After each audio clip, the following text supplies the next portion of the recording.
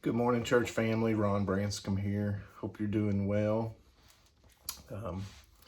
Just want to provide a brief summary of chapter 7 of the book of Ezekiel.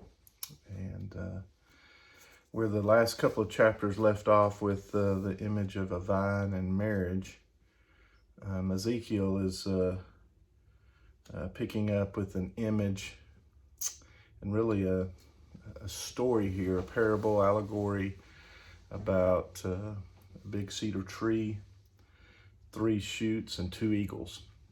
And so his message to Judah and Israel at the time was to really make them think. And putting it in this image, I think, was really going to be the attention getter that he was trying to get to them. And really the Lord was trying to get to them. That's where the message was coming from the Lord. So let me just cover on this chapter, though, what the characters are when we talk about a big cedar or a cedar tree. That's the purpose of that is the David's dynasty, the royal dynasty, the lineage of David. So the Davidic dynasty is what that cedar tree represents. The 2 eagles consist of, and eagles is a representation of strong leadership, and the 2 eagles, one of them being King Nebuchadnezzar, which was the Babylonian king, and as we all know, he went into Israel and ransacked and pulled everybody back over to Babylon, and so that's one of the kings. And then the other king is referenced as probably the Pharaoh of Egypt. Might have been Pharaoh Hophra, don't know for sure, but those are the 2. That's what represents the 2 eagles. And then the 3 shoots represent the 3 kings within Israel and Judah. So you got King Jehoiakim, you got King Zedekiah, and then you have the Messiah. Those are the 3 kings that are represented in this.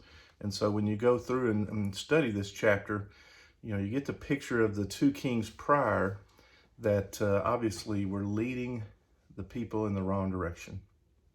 But the beauty of this particular chapter is how it ends in regard to the Messiah. And, what that represents, I think we all know, but it is also something of importance for, at the time, for Israel to understand, which they had been promised and talked about a Messiah. But I don't know if they still caught it at this point, but that's the picture we get from Ezekiel here. And so, just as Jesus fulfilled the prophecy of the first time of dying for the sins of the world, Jesus will come again a second time and fulfill the prophecy of reigning over his righteous kingdom. And that's a huge amen. We should all focus on that, knowing that when we say "Thy kingdom come," "Thy will be done." That the return of Jesus is what we're wanting and pleading for. So that tender shoot of David, the king, the Messiah being one of those shoots mentioned in this chapter, the Messiah will be the King of Kings and the Lord of Lords when he returns. I pray that you have a blessed day, and I hope this is just a nice little summary explanation of chapter 17 of the book of Ezekiel. Have a great day. God bless.